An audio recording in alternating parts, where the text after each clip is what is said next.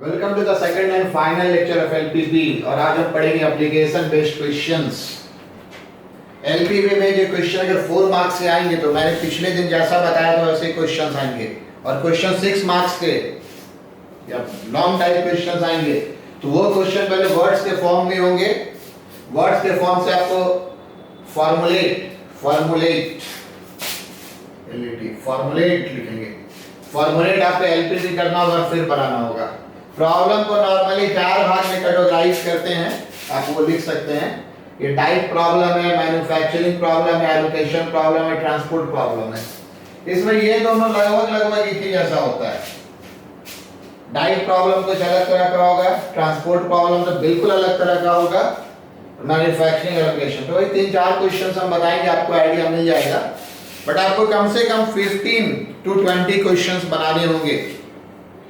शुरू के 5-6 क्वेश्चंस में आपका स्पीड बहुत कम रहेगा। इस तरह के क्वेश्चंस में 10 क्वेश्चन बनाने के बाद आपकी स्पीड आने लगेंगे, और आप जैसे 15 क्वेश्चंस बनाएंगे, करीब 15 क्वेश्चंस आते आते आपको ऐसा लगेगा कि अब तो हम इसको विद इन 5 मिनट बना लेंगे, क्योंकि इसमें वेरिएशन नहीं है, सब एक ही जैसा है विटामिन। तो चलिए पहला क्वेश्चन, पहले आप इसका कॉपी कीजिए। ये वाला पार्ट हम इरेज कर दे रहे हैं, ठीक है। 4 तरह के क्वेश्चन से हम डाइट प्रॉब्लम से शुरुआत कर रहे हैं, और क्वेश्चन कॉपी कर दीजिए, क्योंकि मेरे पास स्पेस नहीं है। क्वेश्चंस को इरेज करते चले जाएंगे, ठीक है। तो पॉज कीजिए और क्वेश्चन को कॉपी कीजिए। होपफुली आपने कर लिया होगा। चलिए ठीक है, क्वेश्चन पढ़ना शुरू कर दें। फॉर्मुलेशन बहुत इंपॉर्टेंट है, ये एनसीईआरटी का क्वेश्चन है, शायद पहला क्वेश्चन यही है। Reshma wishes to mix 2 types of food P and Q in such a way that vitamin content of mixture contains at least 8 units of vitamin A and 11 units of vitamin B।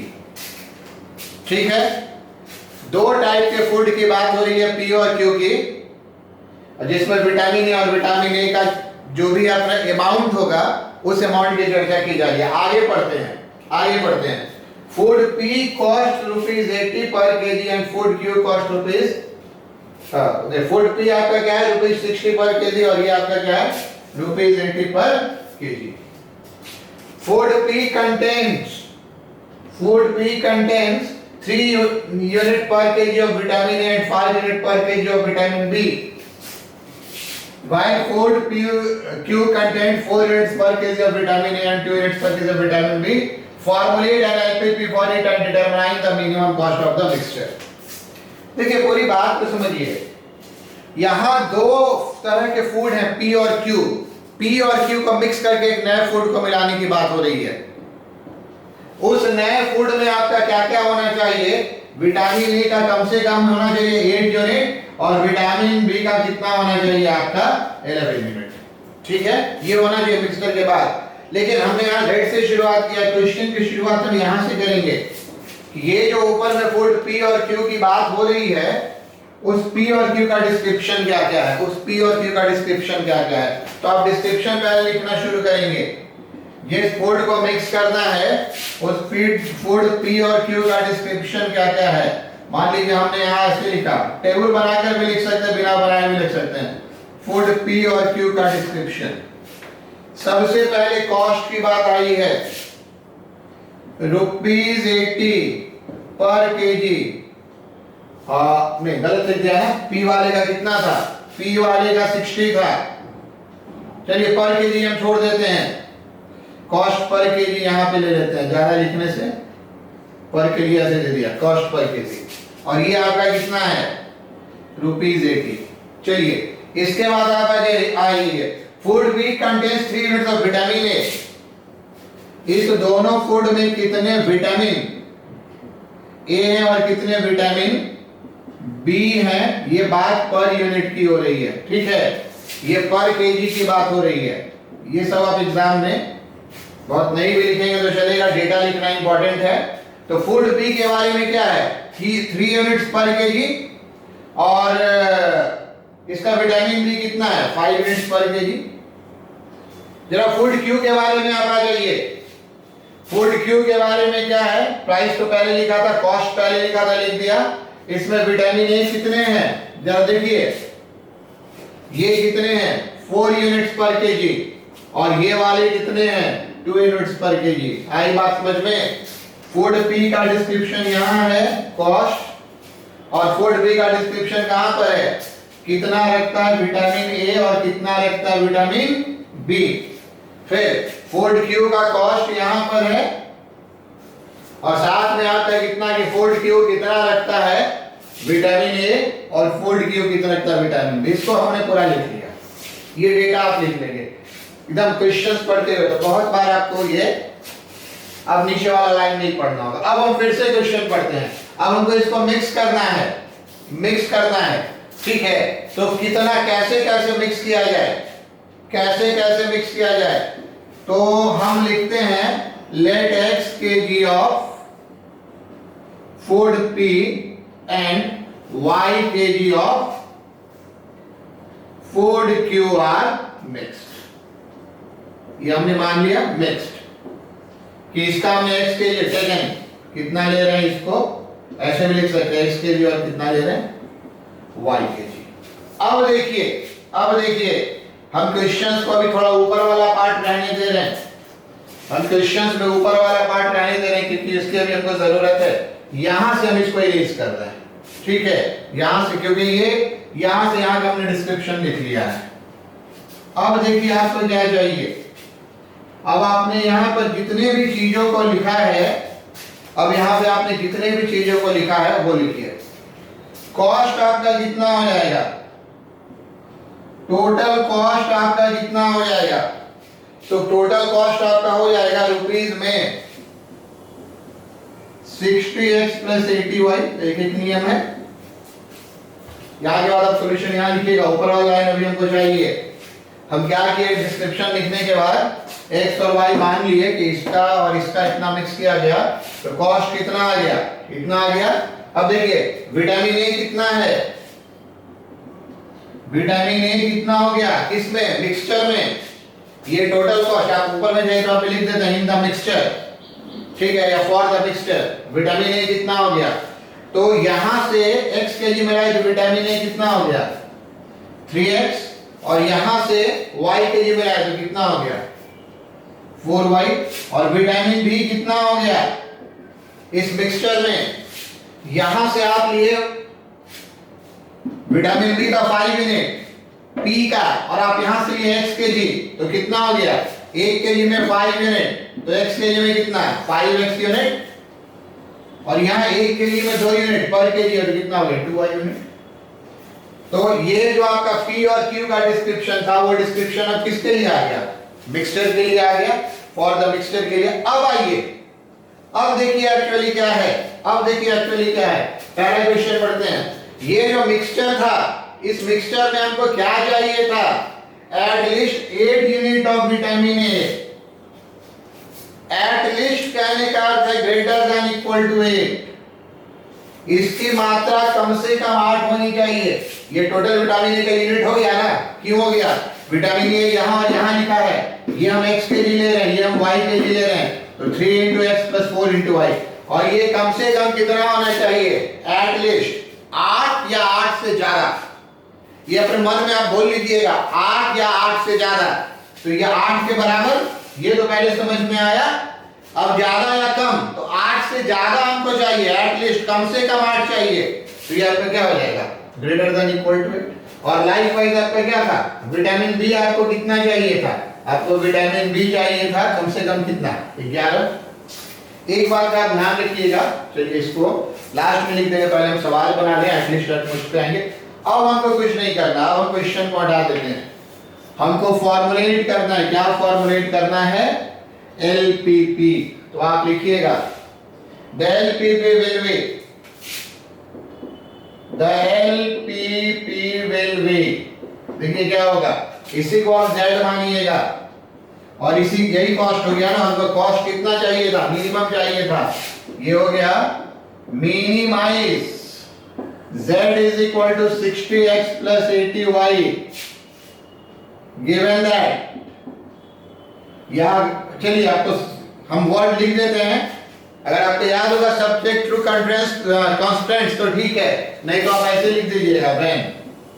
Constant word याद है तो ठीक है, नहीं तो ऐसे लिख दीजिएगा 3x plus 4y greater than equal to 8, 5x plus 2y greater than equal to 11 और x greater than 0, y greater than 0 implied होगा, क्योंकि ये प्रैक्टिकल क्वेश्चन है। कोई भी क्वांटिटी हम निगेटिव नहीं ले सकते हैं, कोई भी क्वांटिटी हम निगेटिव नहीं ले सकते हैं। अब आई बात समझ में? अब हम इस पूरे को इरेज कर रहे हैं। मेरा काम हो गया, हमने क्वेश्चन से एलपी पे फॉर्मुलेट कर लिया, अब इसी को हम तो सॉल्व करना है। तो आपको जो लिखना है जो लिखिए, हम इसको इरेज कर रहे हैं, पूरे को हम इरेज कर दे रहे हैं। चलिए लिख लिया होगा तो पीछे करके लिख लीजिएगा। अब इसी को सॉल्व करना है। तो पिछले दिन मैंने आपको यही बताया था और बोला था कुछ तो और आप बना लेंगे, आज सिर्फ लैंग्वेज सिखा रहे हैं। तो देखिए फॉर्मुलेशन कैसे होगा, ठीक है। बगल में ग्राफ पेपर एग्जाम में रहेगा मेंशन, और ग्राफ पेपर आप कैसे लगाएंगे तो हम बता देते हैं, ठीक है। ग्राफ पेपर लगाने का तरीका है, अगर आप कॉपी के इस पेज पे लिखते हैं अपने सॉल्यूशंस को, तो इसके बगल वाले पेज पे आप ग्राफ पेपर लगाइएगा ऐसे, ताकि जो पढ़े ना तो वो उनके यहाँ ग्राफ पेपर दिखे। और अगर आप कॉपी के इस पेज पे लिखते हैं तो आप यहाँ लगाइएगा। और सर पेज पलट गया तो जिस पेज में ज्यादा कंटेंट लिखा हुआ नजर आ रहा है, ग्राफ पेपर उसके अपोजिट भी दिखना चाहिए। कॉपी पढ़ना ऐसे पढ़ना अच्छा, यहाँ कंटेंट है, यहाँ ग्राफ पेपर है, या यहाँ पे आपका कंटेंट है तो यहाँ पे आपका क्या है, ग्राफ पेपर। इसका थोड़ा ध्यान रखते हैं तो अच्छा रहता है, लेकिन बहुत बड़ी बात नहीं है ये। अब चलिए इसका फॉर्मुलेशन हम कर रहे हैं, ठीक है। हमारे पास लाइन क्या क्या है, 3x plus 4y is equal to 8, और लाइन क्या क्या है, 5x plus 2y is equal to 11। अब पॉइंट्स वगैरह बहुत लिखेंगे नहीं, जैसा पिछले दिन लिख रहे थे। अब आपको ये प्रैक्टिस करना है, हम सीधे सीधे बना लेते हैं। यूनिट हमको देख कर लग रहा है 2, ये 5 यूनिट लग जाएगा और ये आपका 2 यूनिट लग जाएगा। तो ऐसे यूनिट ले लेते हैं, 1 2 1 0 2 0 3 0 4 0 5 0। ये मैंने पिछले दिन करवा दिया है। 0 1 ग्राफ मेरा नहीं है, थोड़ा आगे पीछे आ सकता है। 0 2 आप ग्राफ पेपर पे प्रैक्टिस करेंगे, 0 3 0 4 0 5। चलिए ग्राफ देखते हैं, पहला वाला आपका कैसा है। अगर यहाँ पर हम x का मान 0 रखते हैं तो y का मान 2 आता है, मतलब ये 0 2 से जाएगा, ठीक है। और यहाँ पर अगर हम y का मान 0 रखते हैं, x का मान 8/3, 8/3 कहने का अर्थ 2 से बड़ा और 3 से छोटा, ये आपका 8/3। तो ये आपको लाइन मिल गया, ठीक है। ये लाइन कितना मिल गया आपका, ये लाइन आपका मिल गया 3x plus 4y is equal to 8, और ग्रेटर देन पोजीशन ऊपर में हो जाएगा।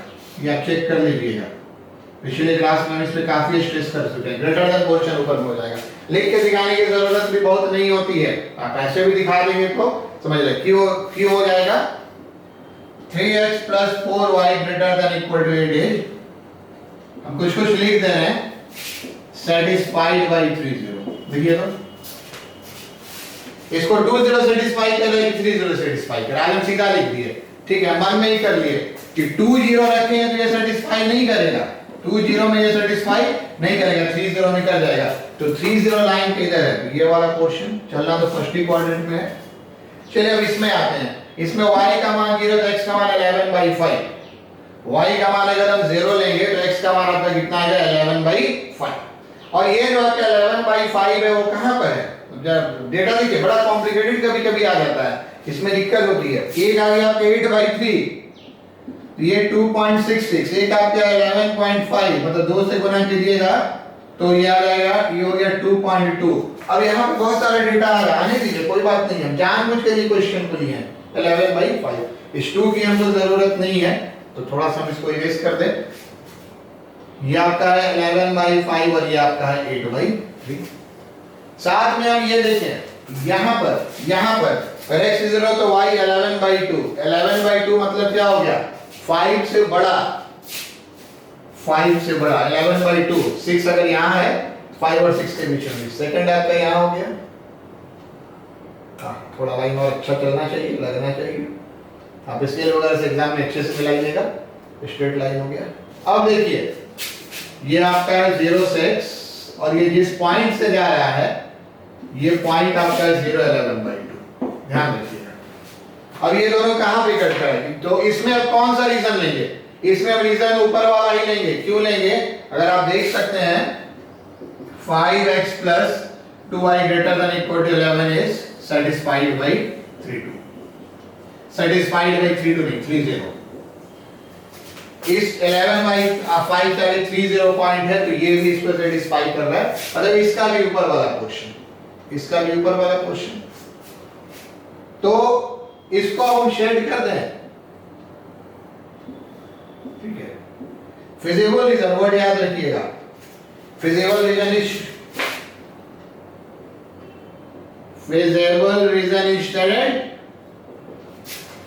शेडेड, एक काम बढ़ गया, इट इज अनबाउंडेड।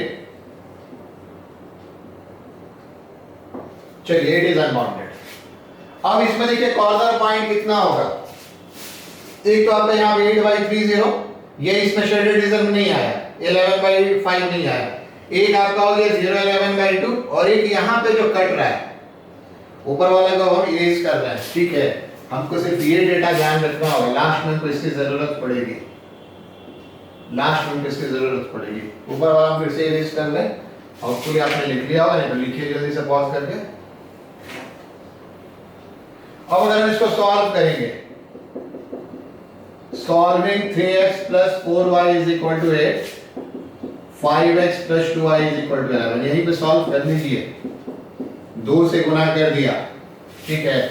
तो ये आपका क्या आ गया, ये आपका आ गया -7x, ये आपका कैंसिल हो गया, ये आपका आ गया 11 गुना 22, 22 में से 8 गया, कितना आ गया -14।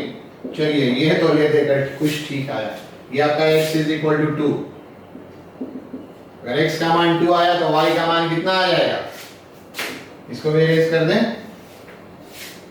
इसलिए आपका यहां से क्या हो जाएगा 3 × 2 + 4y 8, मतलब y का मान आपका आ गया 6, 8 में से 6 गया 2, 2/4 1/2। तो ये जो पॉइंट आपको मिल गया, ये पॉइंट आपको क्या मिल गया, ये 2 और 1/2 मिल गया। चलिए कॉर्नर पॉइंट्स क्या क्या लिखने की जरूरत नहीं है, सीधा आप यहां से लिखिए कॉर्नर पॉइंट क्या क्या मिल रहा है, 0.11/2, और आपको क्या क्या मिल रहा है 2 और आपको क्या मिल रहा है 8/30। वैल्यू निकालना हमको किसका है, z is equal to 60x plus 80y। अगर वैल्यू हम यहाँ पे रखेंगे 0, तो 0 रखने पर ये 0 हो गया, और ये 2 से 40 into 11 440। चलिए हम कर दे रहे हैं, कैलकुलेशन कर लीजिएगा। ये आपका हो गया 60 × 120 और 40 रुपीज 160, और ये 8/3 कितना हो गया आपका, ये 8/3 आपका कितना हो गया, तो ये आपका 8/3 अगर हम कैंसिल कर देंगे तो ये आपका 160 हो गया। हाँ हो जाएगा, फिर से वही आ रहा है 60 × 8/3, ठीक है 160। तो ये आपको मिनिमम मिल गया, और ये हमको मिनिमम चेक करना होगा। ये जो मिनिमम मिला, ठीक है, अगर वो मिनिमम मिलेगा तो हमको पता है कि इस दोनों लाइन ज्वाइनिंग पॉइंट पे मिलेगा, वो मिनिमम मिलेगा, बट ये हमको चेक करना होगा, ठीक है, ये हमको चेक करना होगा कि ये फिजिबल रीजन से नहीं जाना चाहिए। फिर आप ऊपर वाले को लिखिए, ग्राफ के बना रहेगा, इसको इरेज कर दे रहे हैं, वेरीफाई करना होगा। वेरीफाई आपको कैसे करना होगा, z मिनिमम कितना वेरीफाई करना, 160। तो यहां पे अगर आप 160 रखेंगे तो 160 इज इक्वल टू कितना आ गया 60x plus 80y। कैंसिल कर सकते हैं आप, कैंसिल करने पर आपका ये कितना आ जाएगा 20 कॉमन है ना, तो 8 is equal to 3x plus 4y। हमको लगता है यही लाइन आ जाएगा, 8 is equal to 3x plus 4y। जो भी हमने लाइन ड्रॉ किया यही लाइन आ गया, ठीक है। तो ये लाइन आने का क्या अर्थ है, आप एग्जाम में थोड़ा सा ऐसे दिखा देंगे, 8x इज इक्वल टू ऐसे दिखा देंगे, यहीं से जाएगा। सर कैसे दिखाएंगे, आप तो बोले सर डॉटेड दिखाएंगे, तो इसको थोड़ा बड़ा कर दीजिएगा और इसको थोड़ा ऐसे डॉटेड कर दीजिएगा। ये इसमें लाई नहीं करता है, लाई नहीं करेगा, लेकिन इस पॉइंट पे या इस लाइन से जा सकता है, वो जरूर जाएगा, क्योंकि इसको मिनिमम सेटिस्फाई करेगा, सेटिस्फाई करेगा 2 और 1/2। ठीक है, तो it does not lie in feasible region. ये मैंने जानबूझकर क्वेश्चन दिया, बहुत कम क्वेश्चन ऐसे होते हैं जिसमें कि आपका अनबाउंडेड वाले में पूरा लाइन आता है। ठीक है, देयरफॉर मिनिमम एग्जिस्ट करेगा और z मिनिमम कितना हो जाएगा ₹160। मिस आपका मिनिमम कॉस्ट कितना हो जाएगा ₹160। और मिक्सचर कैसे लेंगे, तो इस लाइन पे जो भी कॉम्बिनेशन आ रहा है कहां से कहां तक 2 1/2 और 8/30 पे जो भी कॉम्बिनेशन है उस कॉम्बिनेशन में क्या मिलेगा आपको, मिनिमम मिलेगा। बट हमने मिनिमम कॉस्ट पूछा था मिक्सचर का, क्या होगा, तो होगा ₹160। तो ये आपका पहला क्वेश्चन था। चलिए एक और क्वेश्चन लिखते हैं, उसके बाद आप आते हैं। So this is the second question of today's lecture. First of all, write down the questions in your copy. Pause करके questions आप लिख लीजिए। लिख लिया, होपफुली हमने मान लिया कि आपने लिख लिया। अब क्वेश्चंस को पढ़ना शुरू करते हैं। देखिए क्वेश्चन में क्या, दो तरह का ट्वाई है। ठीक है, क्वेश्चन में दो तरह का ट्वाई है, ट्वाई ए और ट्वाई बी। ठीक है, पढ़ते जाएंगे और हम इसको बनाते जाएंगे। दो तरह का ट्वाई है, ट्वाई ए और ट्वाई बी है। ठीक है, आगे क्या क्या डिस्क्रिप्शन है। Toy A requires 4 minutes for cutting and 8 minute for assembling. आप बात समझ रहे हैं। मान लीजिए दो तरह के कारीगर या दो तरह का मशीन लगता है ट्वाई बनाने में। आपका रॉ मटेरियल आया, एक मशीन ने उसको डिफरेंट पार्ट में कट कर दिया। ट्वाई का सर कैसा होगा, पैर कैसा होगा, बीच का पोर्शन कैसा होगा, उसको कट कर दिया। और फिर दूसरा मशीन पे हो गया तो क्या हुआ, या दूसरे कारीगर ने क्या किया, उस सब को एक दूसरे के साथ जोड़कर क्या किया, एक फाइनल शेप दे दिया। तो जो कट किया उसके लिए कटिंग वर्ड यूज हुआ है, और जो फाइनली उसको ऐड किया गया उसके लिए वर्ड क्या यूज हुआ है, असेंबलिंग यूज हुआ है। ये आपको प्रैक्टिकली समझना होगा। ठीक है, तो इसमें आपका क्या है कि ट्वाई ए के लिए मानते हैं, मशीन ही मान ले रहे हैं, अब तो मशीन का जमाना है। ट्वाई ए को कट करने के लिए मतलब यहाँ पे आपको कटिंग लिखना होगा, कटिंग टाइम ट्वाई ए का कितना है 4 मिनट, और फिर आपको असेंबलिंग टाइम, चलिए इतना स्पेलिंग लिख देते हैं, असेंबलिंग टाइम पूरा चाहिए तो लिख लीजिएगा, ये आपका कितना है 8 मिनट। लाइकवाइज आपका ट्वाई बी में क्या क्या है, दोनों 8 मिनट है, 8 मिनट और 8 मिनट। आगे क्या मेंशन है देखिए, तो आगे कॉस्ट मेंशन, थोड़ा बड़ा लिखना है, कॉस्ट मेंशन है। अब पर ट्वाई कितना, मतलब कॉस्ट नहीं मेंशन है, प्रॉफिट मेंशन है। कितना मेंशन है, प्रॉफिट। पर ट्वाई प्रॉफिट कितना मेंशन है, तो इसका है 50 और इसका है 60। ए का है 50, पढ़ सकते हैं ना, ए का है 50 और बी का कितना 60। ये कैलकुलेट हो रहा है। अब है कि how many twice each type should be made daily to have maximum profit. मान लीजिए डेली प्रोडक्शन, डेली का प्रोडक्शन हम इसका मान लेते हैं x यूनिट और इसका मान लेते हैं y यूनिट। ये लगभग हमने डिस्क्रिप्शन लिख दिया, इधर वाले को हम इरेज कर सकते हैं। चलिए अब देखिए, ये डिस्क्रिप्शन पहले लिखना बहुत इंपॉर्टेंट है। अब देखिए आपका क्या हो गया, अब आपका हो गया कटिंग टाइम। कटिंग टाइम हर दिन में कितना लगेगा, तो कटिंग टाइम यहां से आपका 4x + 8y, 4x + 8y minute में, ध्यान रखिएगा। आपका असेंबलिंग टाइम, असेंबलिंग टाइम आपका कितना है, तो देखिए असेंबलिंग में कहां लग रहा है, ये भी 8 और ये भी 8। ठीक है, ये तो कटिंग था 4x + 8y, ये असेंबलिंग है 8x + 8y, एक ही तरह से चलेगा 8x + 8y। ठीक है, और आपका प्रॉफिट कितना हो गया, यहां से देखिए 50x + 60y, रुपीस में है 50x + 60y, सब लास्ट में हम लिख लेंगे।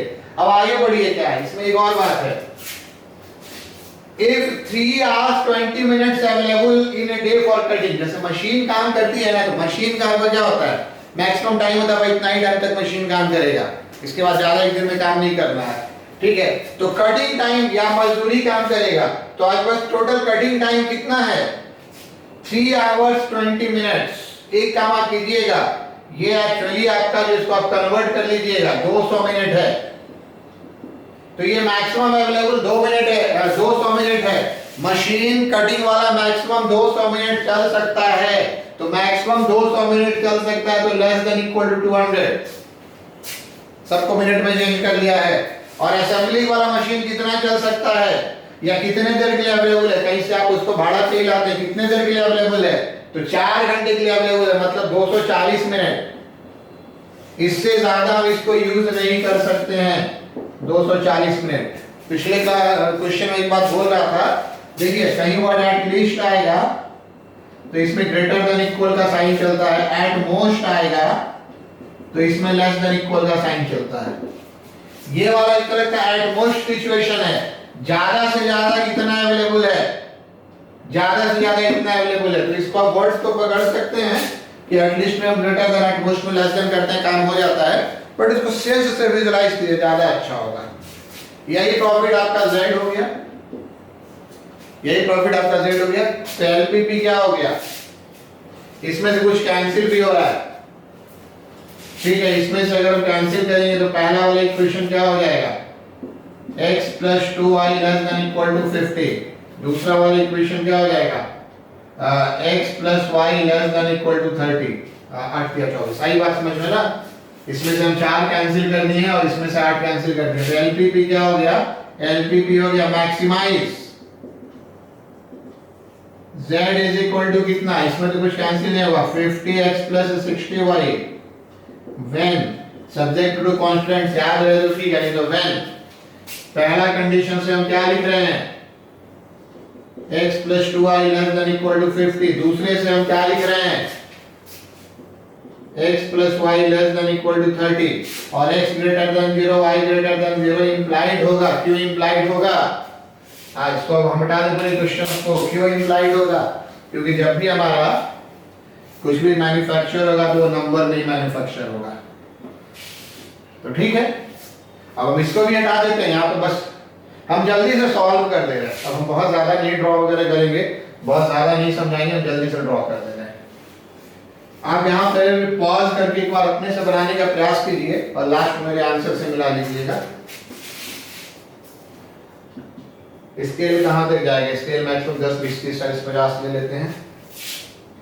0 10 20 30 40 50, ये वाला आपका क्या हो जाएगा, 0 10 0 20 0 30 0 40 0 50। पहला वाला लाइन आपका कहाँ से जाएगा, ये 20 ये जाएगा 50 0 से, और कहाँ से जाएगा आपका ये 0 25 से। अगर पहला लाइन आपका ऐसे होगा और ये इनसाइड आएगा, धीरे धीरे आपका आइडिया हो जाएगा। देखिएगा 0 0 इसको सेटिस्फाई कर रहा है, ओरिजिन साइड हो जाएगा। इधर का कोई भी नंबर लीजिए, ठीक है, इस ये लीजिए ये लीजिए ये लीजिए ये लीजिए, ये सब इसको सेटिस्फाई करेगा। इस तरह का नंबर सेटिस्फाई नहीं करेगा, मींस कोऑर्डिनेट सेटिस्फाई नहीं करेगा। चलिए सेकंड हम आते हैं, ये वाला कहां से आएगा, 30 0, ये ऐसे आएगा, ये आपका ऐसे आ गया, ठीक है। ये भी आपका दिखेगा इनसाइड ही सेटिस्फाई करेगा। धीरे धीरे आपको आदत हो जाएगी, ग्रेटर देन वाला ऊपर जाता है, लेस देन वाला नीचे आता है। ये मैक्सिमम क्वेश्चन में भाई आपको आदत हो जाएगी। तो ये आपका हो गया शेडेड रीजन, ये आपका हो गया शेडेड रीजन, क्योंकि हमको इस दोनों लाइन से नीचे चाहिए था। ये शेडेड रीजन में नहीं आएगा क्योंकि हमको इस लाइन से नीचे चाहिए, ये शेडेड रीजन में नहीं आएगा क्योंकि हम इस लाइन से नीचे चाहिए।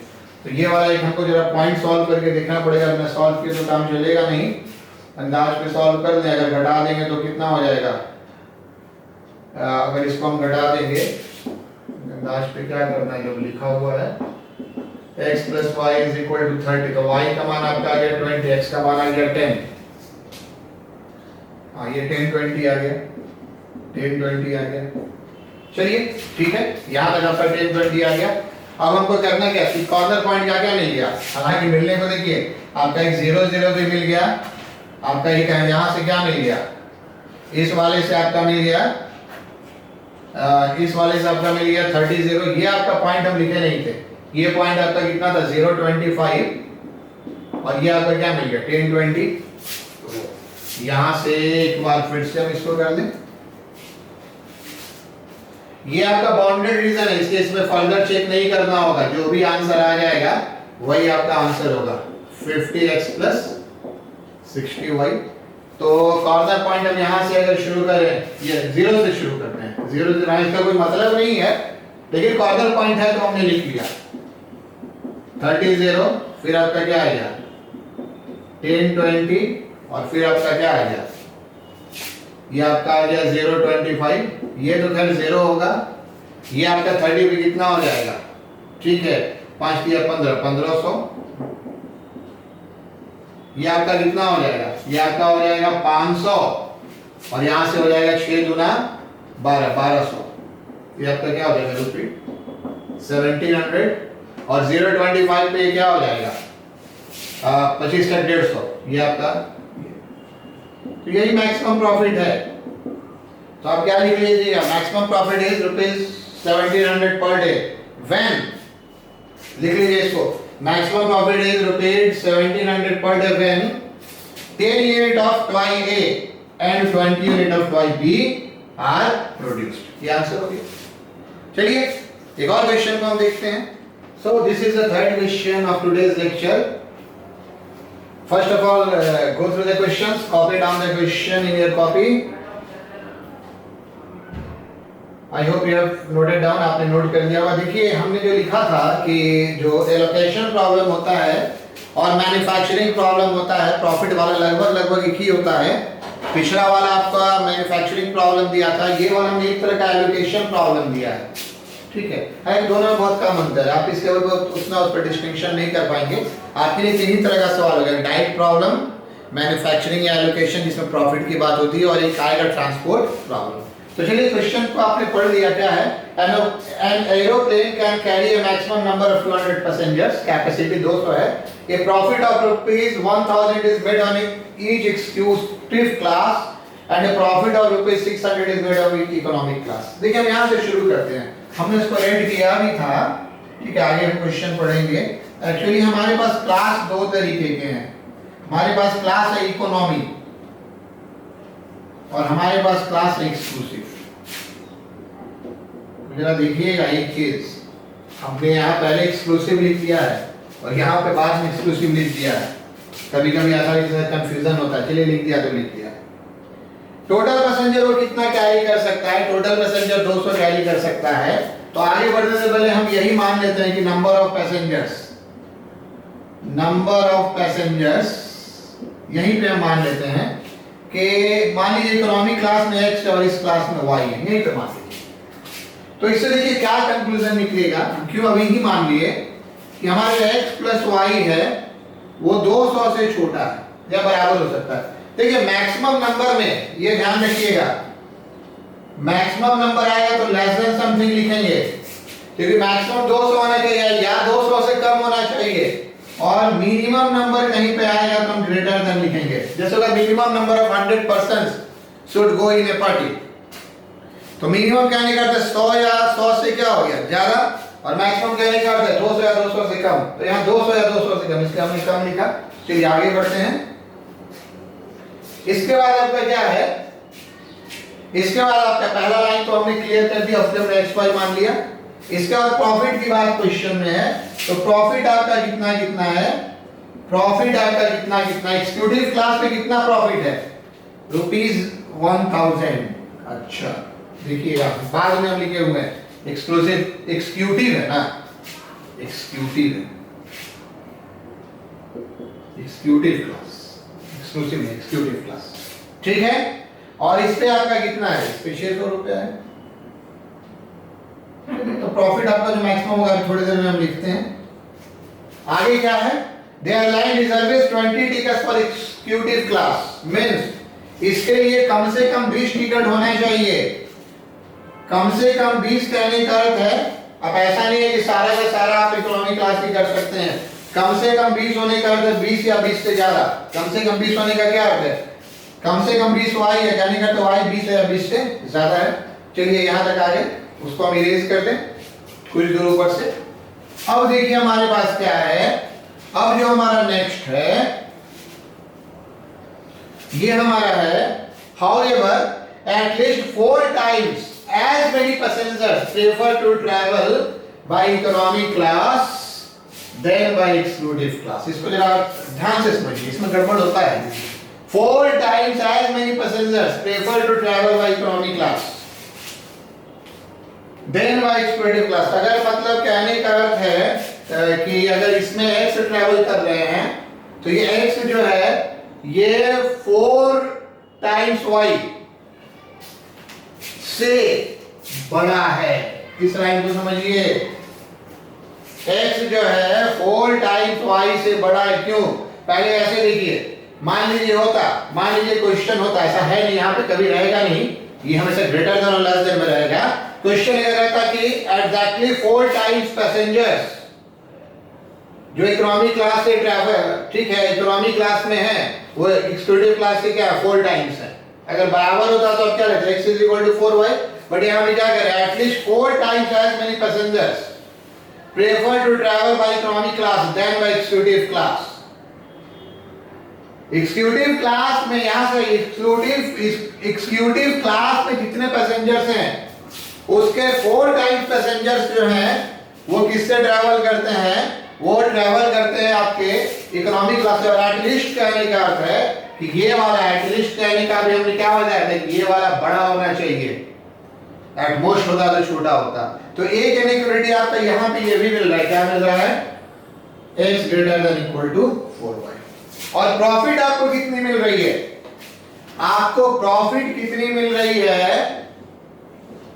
तो आपको प्रॉफिट मिल रही है, पहले तुम यहां लिख ले, प्रॉफिट कितनी मिल रही है, एक पे 600, तो 600x रुपीस में रहेगा और प्लस 1000y, तो आपका एलपीपी तैयार हो गया।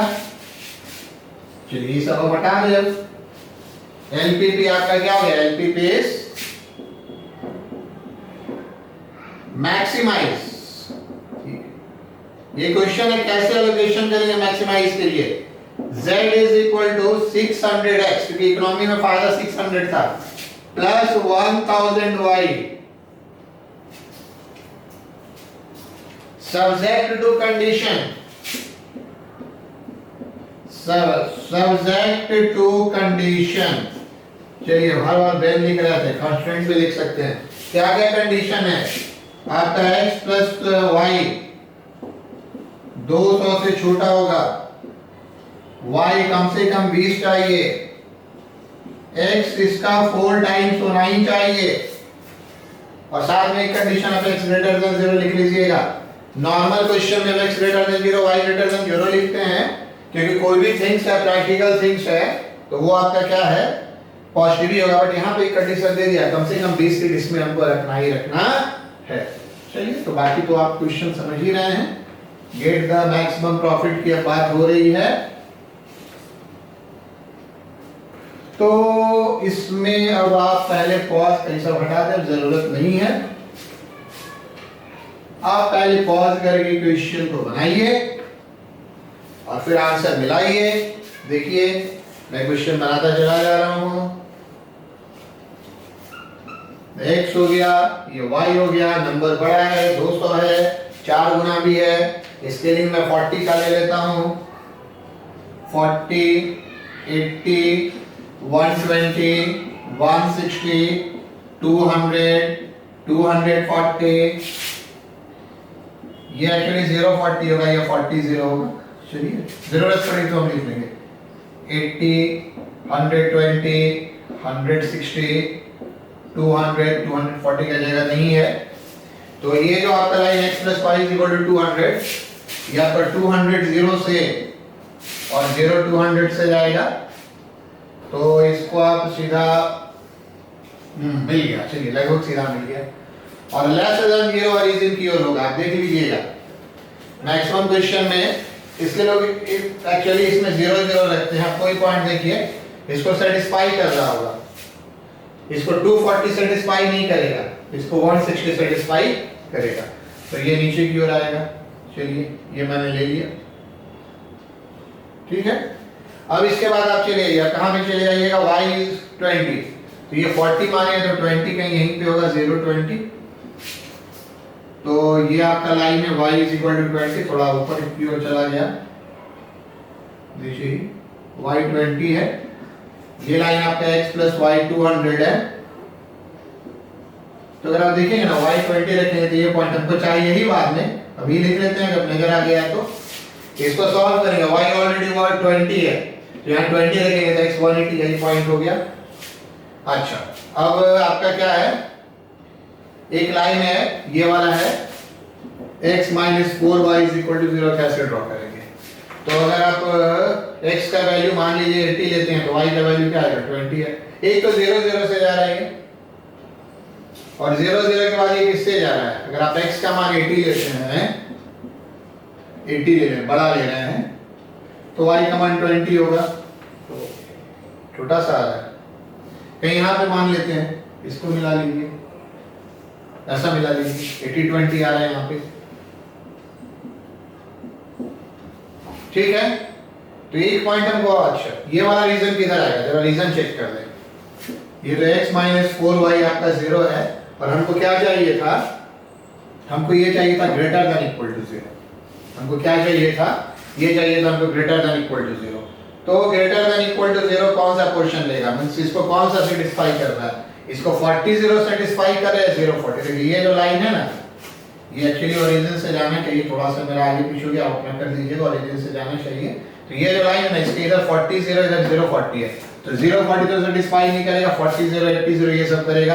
x का पॉजिटिव वाला मान ही सेटिस्फाई करेगा, क्योंकि y का पॉजिटिव वाला मान नहीं है तो नेगेटिव हो जाएगा, इधर इस लाइन पे नेगेटिव हो जाएगा, तो ये नीचे की ओर आ रहा है।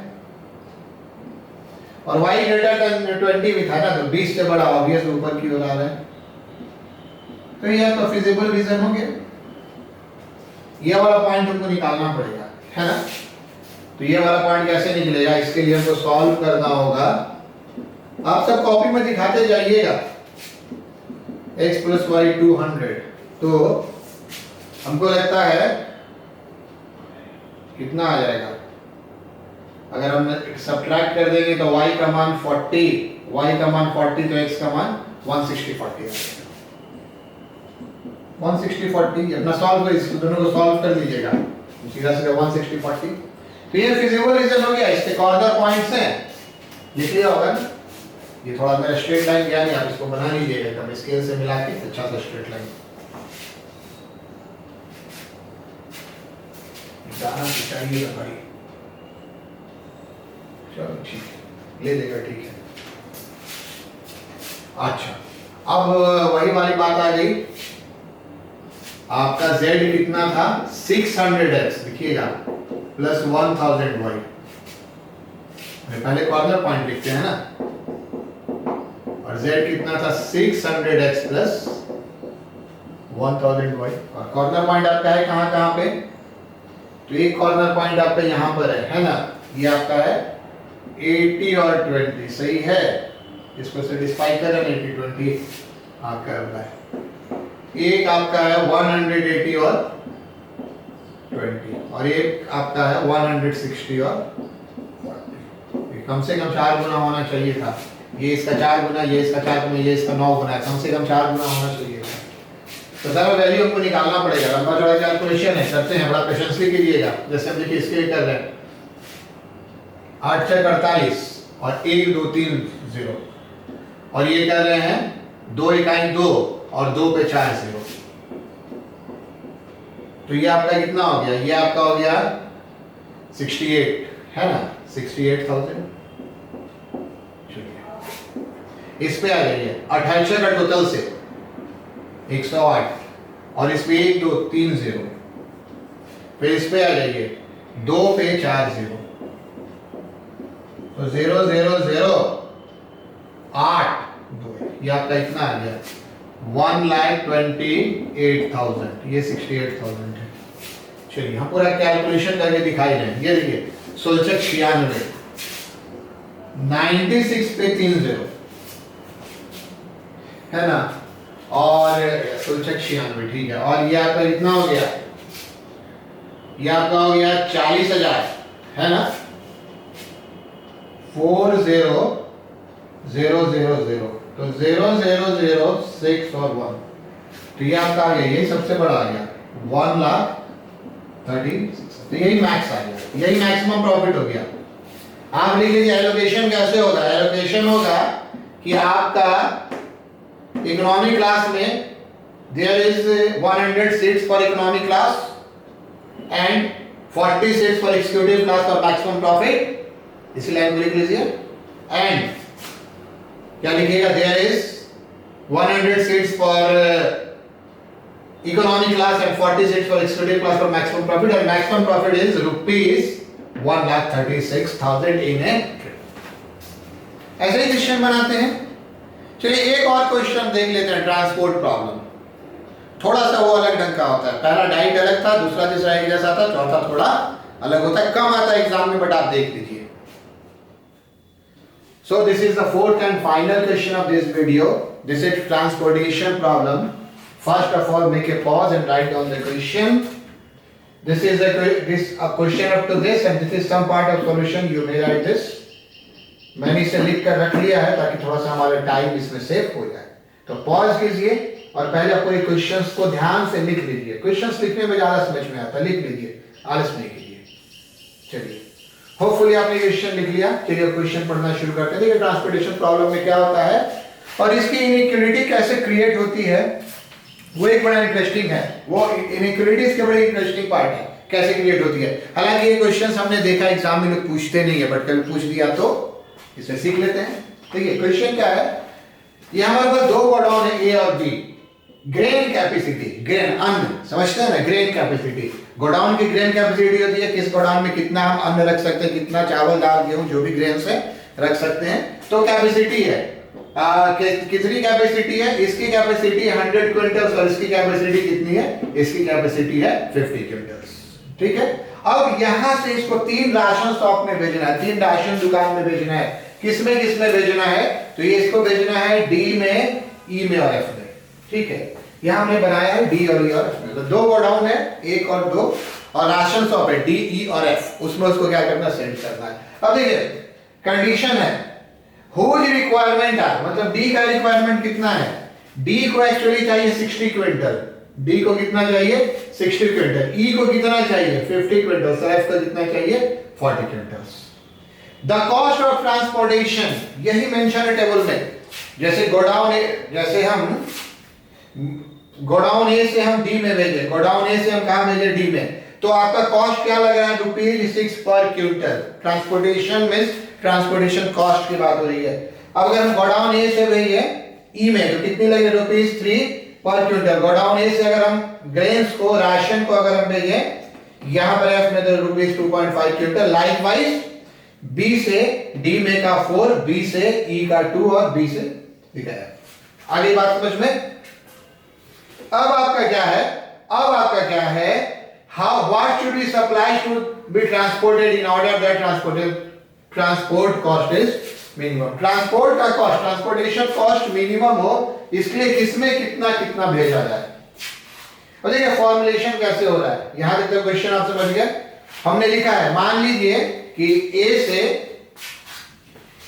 मान लीजिए कि हम पहले हम ए पर कंसंट्रेट करते हैं। गोडाउन ए से डी, ई, एफ को कितना कितना भेजना है, तो गोडाउन ए से हम x क्विंटल भेज दिए डी को, और y क्विंटल भेज दिए किसको, ई को। ठीक है, कितना कितना भेज दिए, इसको x भेज दिया और इसको कितना भेज दिए, y भेज दिए।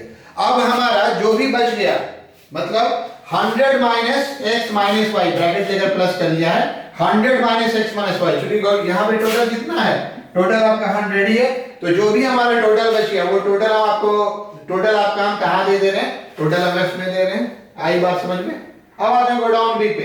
अब गोडाउन बी से किसको भेजना है, ये राशन शॉप, राशन दुकान डी को कितना भेजेंगे, तो चूंकि ए से इसको एक्स मिल चुका है, ये बात यहां पे समझना है, ए से डी को एक्स मिल चुका है, ए से डी को एक्स मिल चुका है, और इसको मैक्सिमम कितना चाहिए 60 चाहिए, तो रिमेनिंग बी फुलफिल करेगा। बी कितना देगा, बी देगा 60 माइनस एक्स।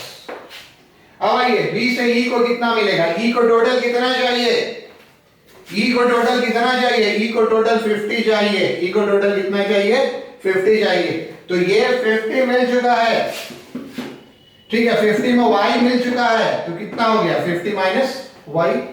अब है कि बाकी इसमें जो भी बाकी बचेगा वो किसको चाहिए, ठीक है, ये 50 में से, इस 50 में से 60 माइनस x मिल गया d को, 50 में से कितना मिल गया, 50 माइनस y मिल गया, को f को कितना मिलेगा, तो f को मिलेगा, देखिए यहां पे समझिएगा ये कैसे लिखे हैं, ये 50 था टोटल, किसके पास 50 था, b के पास, b ने d को दे दिया, कितना दे दिया 60 माइनस x, b ने इसको दे दिया, कितना दे दिया 50 माइनस y,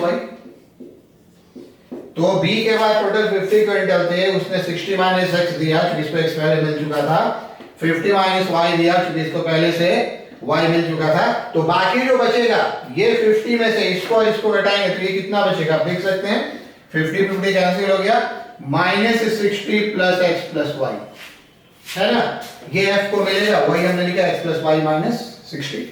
आई बात समझ में? तो ये जो डिस्ट्रीब्यूशन हो गया, ये हमारा क्या हो गया, डिस्ट्रीब्यूशन हो गया, ये हमारा क्या हो गया, किसको क्या क्या कैसे कैसे मिलेगा।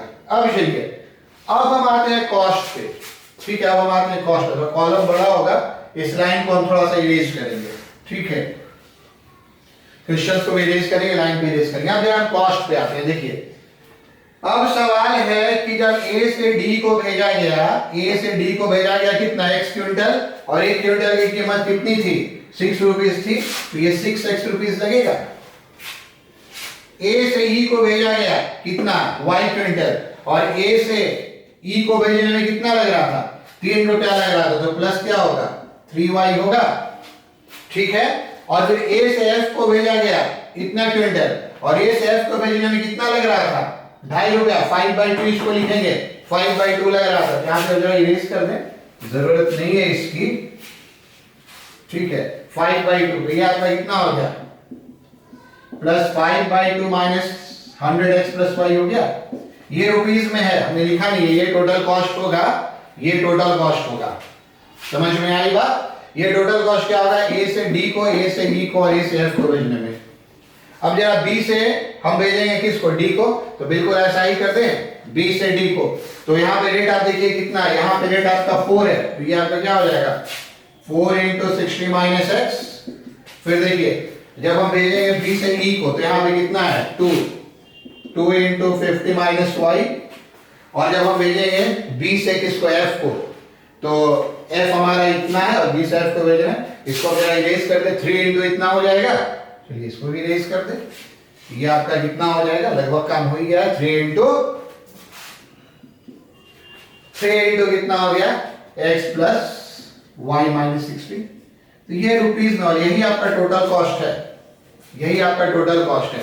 तो जरा हम पहले टोटल कॉस्ट निकाल लें, पहले हम टोटल कॉस्ट निकाल लें, और अभी भी आपको ये क्लियर नहीं हो रहा होगा कि इनइक्वालिटी कैसे क्रिएट होगा, इंटरेस्टिंग है, पहले टोटल कॉस्ट को निकाल लें, चलिए टोटल कॉस्ट, अब जितना तेजी से कर पाइए, ये हमारा 6x प्लस कितना है 3y, ये कितना हो जाएगा 250, है ना, 50 × 5, ये कितना हो जाएगा माइनस 5x/2, और माइनस कितना हो जाएगा, माइनस आपका हो जाएगा 5y/2, और नीचे वाले का भी निकाल ले, ये आपका कितना है 240 minus 4x plus 100 minus 2y plus 3x plus 3y minus 180, दोनों टोटल कॉस्ट की बात हो रही थी, मींस गोडाउन A से जो DEF को भेजेंगे और गोडाउन B से जो DF को भेजेंगे, तो इसको जरा हम निकाल लें, ऐड कर दें, तो ऑपरेशंसली ऐड करना होगा।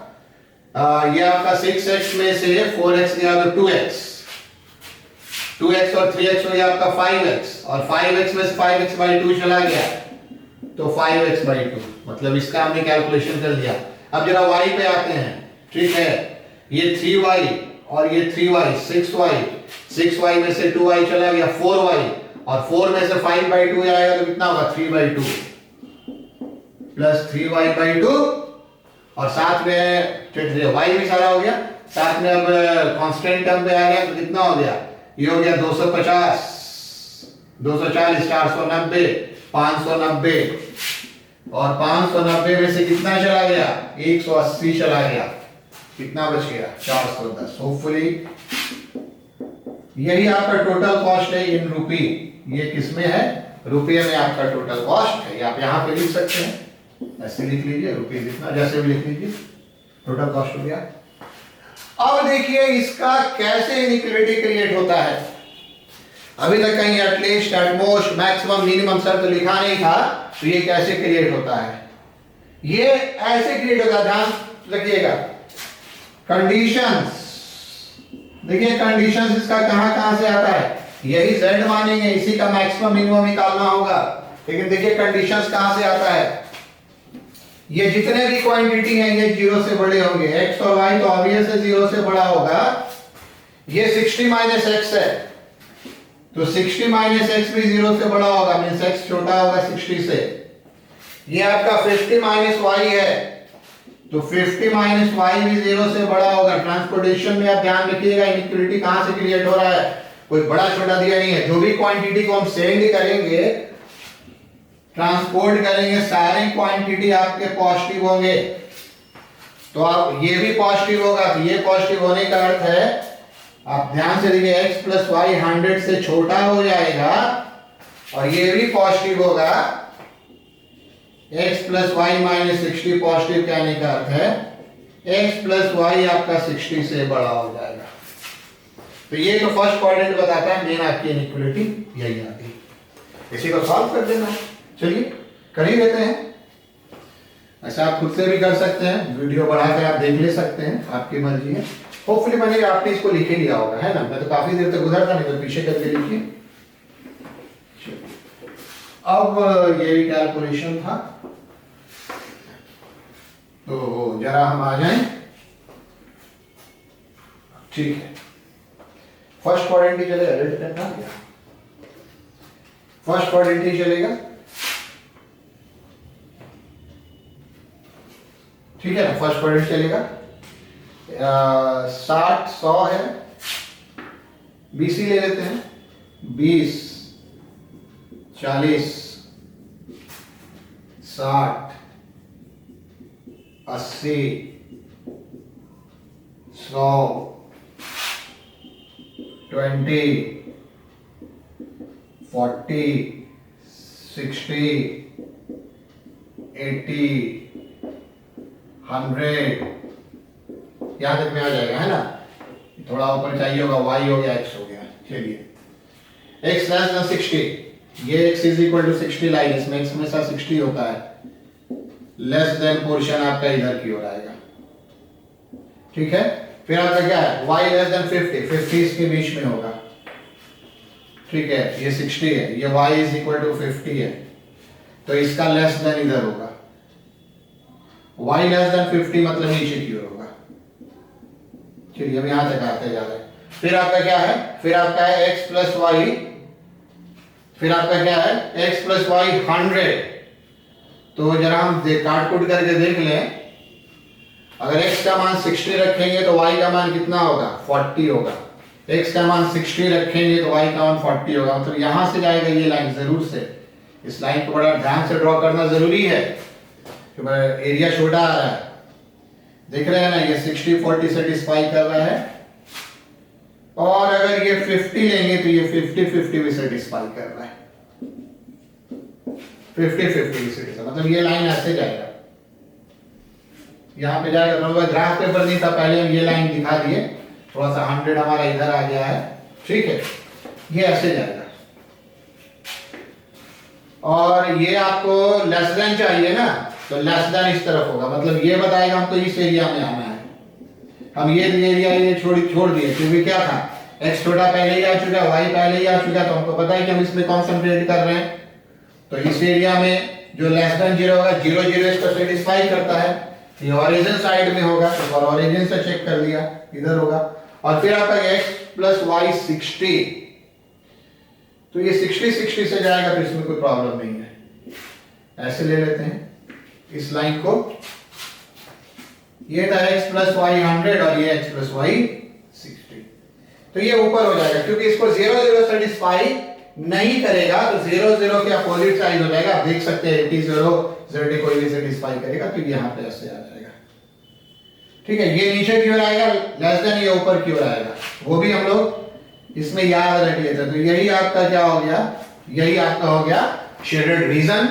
यहाँ पे ये कॉर्नर पॉइंट 60 तो क्लियर हो गया, 60-40 क्लियर हो गया, 50-50 भी क्लियर हो गया। और फिर ये आपका पॉइंट दिखेगा एरो से, पता नहीं चल रहा पर्दे में, क्लियर करके लिखना 50-50, ठीक है। और ये वाला निकालना पड़ेगा, तो निकालना आसान है। इसलिए अगर y का मान हम दे दिए हैं 50, ये हो गया आपका कितना 10 और 50, x और y का मान निकलेगा 10 और 50। चलिए याद है, ठीक है। और हमको इस निकालना था, याद रखिएगा। हाँ तो देखिए ये मैंने आपको कैलकुलेट करके लिख दिया, ये क्या जितने भी कॉर्नर पॉइंट्स हैं सारे कॉर्नर पॉइंट्स पे वैल्यूज हैं, ठीक है। हमने कैलकुलेट कर दिया 60 पे, 60-40 पे, 50-50 पे, 10-50 पे। और इसमें आप यहाँ देखिएगा ये सबसे कम आ रहा है, इसका मतलब मिनिमम आपका ट्रांसपोर्टेशन कॉस्ट कितना लगेगा, 510 लगेगा। मिनिमम ट्रांसपोर्टेशन कॉस्ट कितना लगेगा, 510 लगेगा। और आप इसमें क्या कर सकते हैं, किसको कितना मिला, तो आप शुरू में देखे से A से D को हमने x भेजा था, A से E को हमने y भेजा था, और A से F को हमने कितना भेजा था 100 minus x plus y. Means हमको A से राशन शॉप D में भेजना होगा कितना 10 क्विंटल, A से राशन शॉप E में भेजना होगा 50 क्विंटल, और इसमें भेजना होगा अब सबका 40 क्विंटल। इसी तरह से आप B का भी निकाल लेंगे, ठीक है।